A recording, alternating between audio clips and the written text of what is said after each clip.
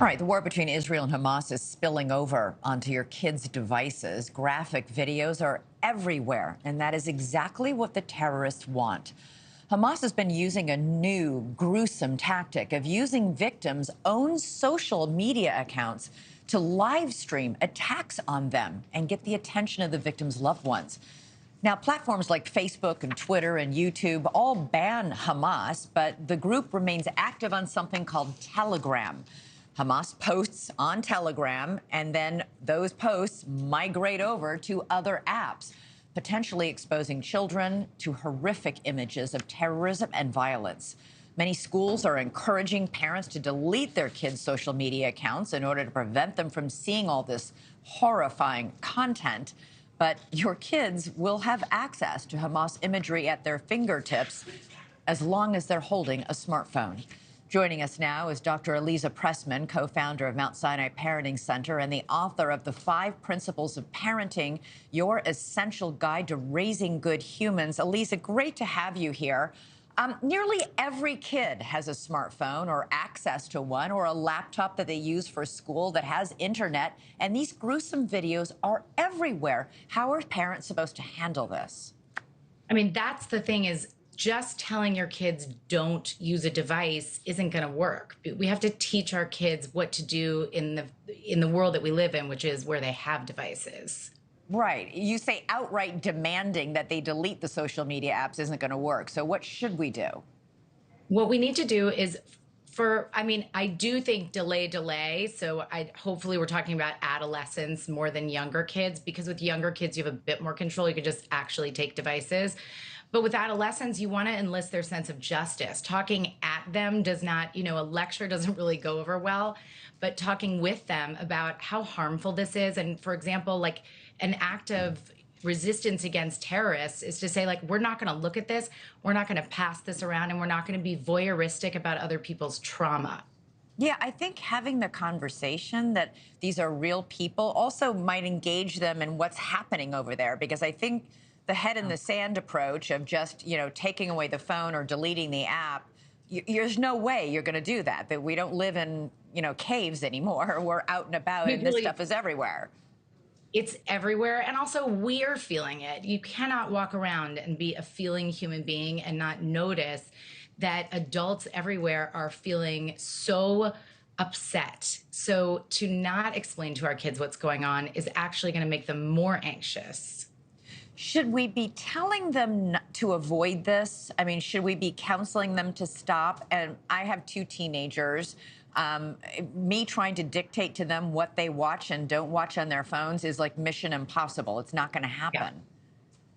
Yeah, I mean, that's where you really want to talk to them about it. Talk to them about what are reliable and trustworthy news sources. Talk to them about how much better it is for them to read about something than it is to see it, how damaging that can be. But again, with teenagers, you're absolutely right. Like, you're not going to convince them not to look at something because it's bad for them.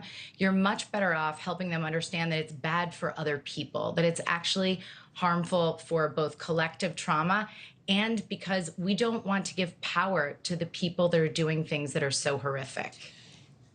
I know that every parent gets this question, but especially when you see what's in many of these videos that sadly are everywhere now that are showing people getting killed. They are snuff videos. What do you say to explain to your child or your teenager how these things happen? Because you have to at least address that this is in fact happening, and it's a morass to try and explain why. I mean, how do you talk about that part of it? Well, first, I think giving parents the belief that it's okay that you cannot explain it. You don't have to have the right words. What you have to do is talk to them and say, I can't understand this myself. I'm struggling to understand it. It's horrific. And then there's a famous saying that I did not make up, but when you feel hopeless, get helpful. Figure out how to enlist and activate them to be helpful versus sitting in this horror.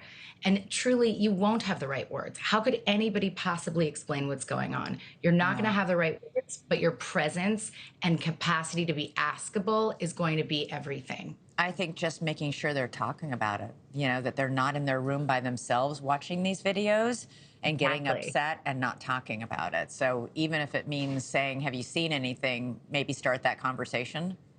Exactly. Have you, you know, tell me what you know, tell me if you've seen anything. And if you do notice anything, particularly, you know, like a child who's going into their room, closing the door and spending so much time looking at this, then maybe then you say, you know what, this for this particular kid's temperament, we're going to look at these things together outside of the closed bedroom. Yeah, we're seeing this graphic here. The search for the word hostages among users 9 to 13 years old is up 2,800%. That just shows these kids are paying attention, they're watching, and they're Googling it to try and find out what's going on. Exactly. And I want parents to be the resource. Like, you go and get ahead of it. Explain what a hostage is, explain what terrorism is, explain what all of these words that they might be curious about. Get in front of their needing to Google it. It's like talking about anything that's hard for us. Yeah. It's not going to mean they're not curious. You want to be the one who's talking about it. Thanks so much for watching. Go to joinnn.com to find NewsNation on your television provider. And don't forget to click the red subscribe button below to get more of NewsNation's fact-driven, unbiased coverage.